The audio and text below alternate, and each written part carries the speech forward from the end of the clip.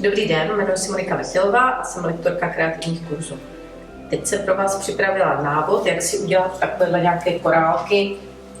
Jsou to korálky na drátku a je to dělané s rokailem. Rokail to jsou tady takovéhle malé korálky. Jsou různé velikosti, takže můžete mít větších, pomenších nebo úplně menší. Ty úplně nejmenší nejsou vhodné tady na tu techniku, takže nějaké tady z těchto větších. Tak, já jsem tady nachystala dvoje korálky, můžeme si udělat jednobarevné nebo dvoubarevné. Nachystala jsem si dvoubarevné. Je fajn, když máte takovou nějakou misečku, do které to můžete nasypat a z které potom budete korálky brát. Takže mám nachystané, zamíchám. Co k tomu budete ještě potřebovat, je drátek. Drátek by měl být nějaký hodně tenký, většinou je to žádná celá 3. A můžete je mít v různých barevných variantách, které jsem vám nachystala různé možnosti. Drátky mají také různé síly, takže zkuste vybrat, když budete kupovat ten drátek, pokud možno co nejtenčí. Když navlíkáte na drátek, tak vlastně nepotřebujete k tomu děhru, k tomu navlíkání. Některé korálky vám jdou jenom takhle nabírat, takže vidíte, že jenom tam zajedu a korálky se navlékají samy, to je ten lepší případ.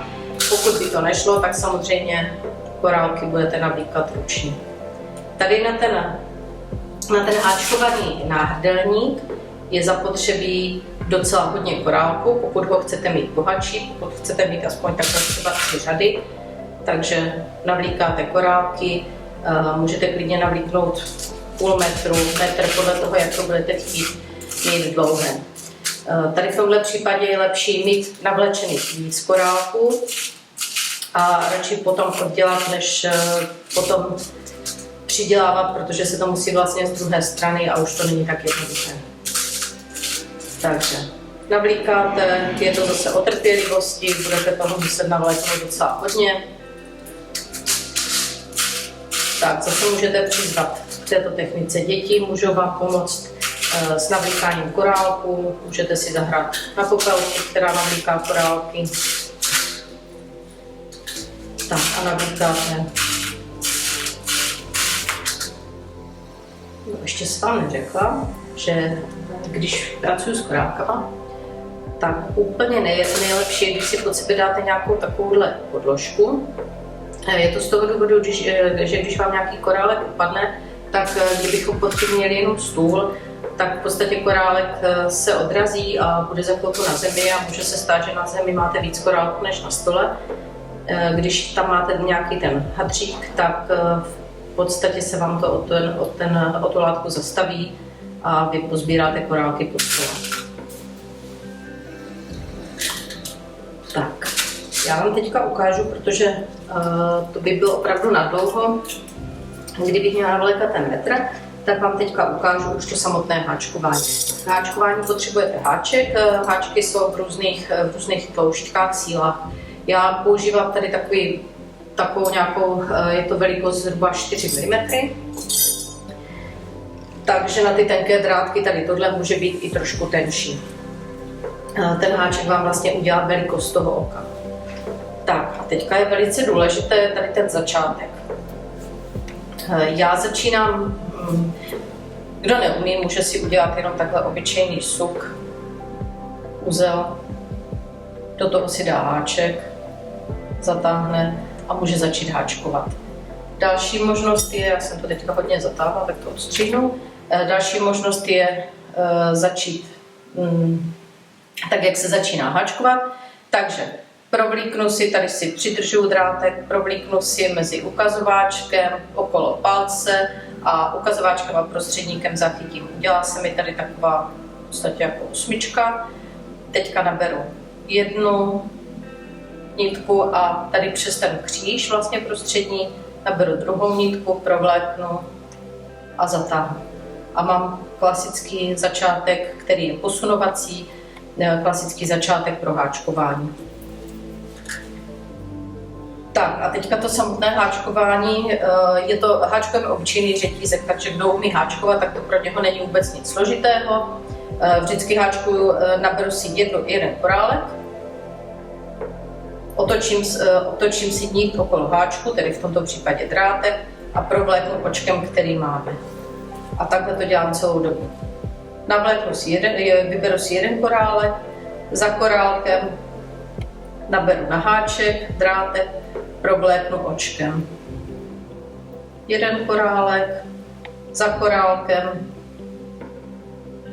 naberu nit, drátek, provléknu očkem. A takhle vlastně to děláte celou dobu. Když pracujete s drátkem, tak drátek se vám potom bude různě kroutit, takže vám vlastně vznikají různé takovéhle krucánky u toho, není to klasické rovné. Takže jeden korálek, za korálkem, ten si tam můžu posunout, za korálkem naberu drátek, provléknu očkem. A takhle pořád pokračuji až do té délky, kterou vlastně chcete mít. A tak, jak jsem říkala, tak ta velikost háčku vám vlastně určuje to, jak to očko bude vypadat, jak bude velké. Když budete mít menší háček, budou ta očka menší.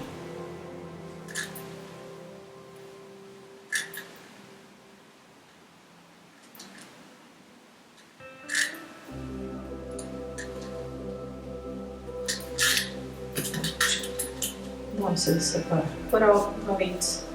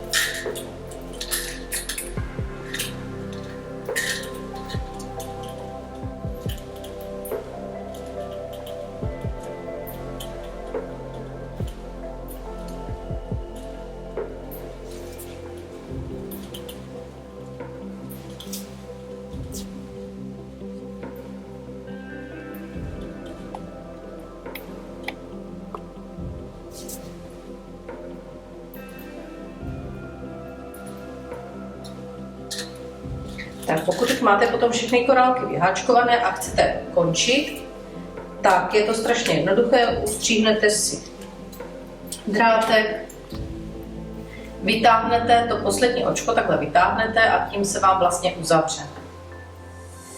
A to samotné dávání dohromady je taky jednoduché, ten drátek vlastně krásně drží, takže si vezmete drátek a normálně to takhle budete obtáčet a obtočíte to okolo mezi několik korálků.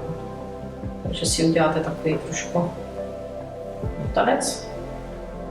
Tak a jak to budete mít dostatečně zadělané, ustříhnete, podíváte se, jestli tam není někde špička, která by vám tam vadila, a to stejné uděláte i s tím kouskem z druhé strany. Tak zase ustříhnete, zaděláte kousek a máte v podstatě hotovo. Takže můžete si udělat korálky, v jaké chcete velikosti, délce, můžete je mít kratší, delší, podle toho, jak budete potřebovat, jak to rádi nosíte. Pokud byste navlíkli málo korálků a měli jste pocit, že ještě potřebujete, že chcete další ty korálky, tak potom je zapotřebí ustřihnout velký kus drátu navíc. Tam na ten kousek drátu ty korálky dovléknete a budete pokračovat dál. Tak a potom v té barevnosti tam si můžete vybírat samozřejmě, můžete to dělat tak, jak já teďka jsem dělala dvoubarevné ty korálky, a můžete dělat jednobarevné a pracovat s barvou toho drátku. Takže můžete mít různé barevné kombinace, bílý drátek, korálky jsou černé, tady máte, když jsou na stříbrném drátku modré korálky, zase jsou různobarevné, různodruhové, větší, menší. Tady je bílý drátek, který má kombinovaný víc druhů korálku, takže si s tím můžete pohrát. Tak já bych vám tady chtěla ukázat háčky, které můžeme používat, když si budete koupit. Háčky seženete nejlépe v galanterii, můžete si koupit buď kovové, anebo můžou být plastové. Je to úplně jedno, který použijete, nám jde teďka o to, jaká ta síla bude. Takže tady z těchto bych mohla použít tady tyhle dva. Je to zhruba velikost 3,5–4 mm. Takže to jsou háčky. Tak ráda bych vám ještě ukázala drátky. Drátky jsou různé, máte různé barevnosti, můžete koupit, samozřejmě i různé tloušťky.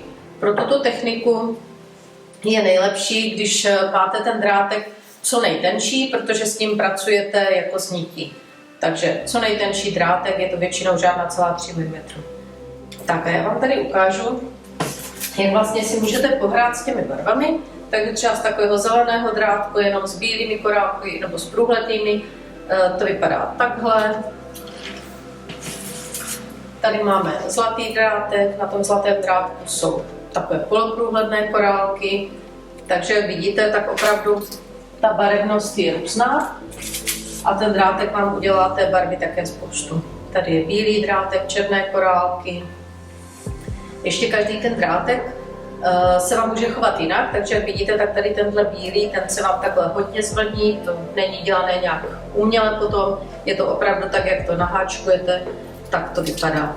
Takže když si porovnáte, tak vidíte, jeden je víc zvlněný, druhý je méně zvlněný, každý drátek reaguje trošku jinak, takže pro vás to bude zajímavé i v tom, že nevíte, co vlastně z toho bude. Tak já bych vám chtěla ukázat, jak můžete pracovat s těmi barvami. Tady vám ukážu, tohle vlastně jsou troje korálky na bílém drátku, takže černé, máme tady takové růžové a kombinaci bílo-zlatých. Takže vidíte, že ta barevnost je různá, můžete si s tím pěkně pohrát. Další korálky tady máme modré, které jsou střídané, jsou různé, je to na stříbrném drátku, takže zase něco úplně jiného. A můžete si všimnout i to, že ten drátek každý reaguje trochu jinak, takže některé jsou víc zvlněné, některé méně.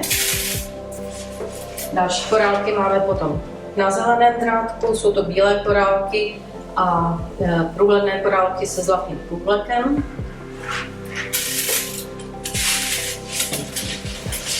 Tak a poslední, co vám ukážu, tak jsou korálky, které jsou na zlatém drátku. Jsou na zlatém drátku, jsou tam průhledné korálky s oranžovým průvlekem a průhledné korálky. Takže zase každé úplně jiné.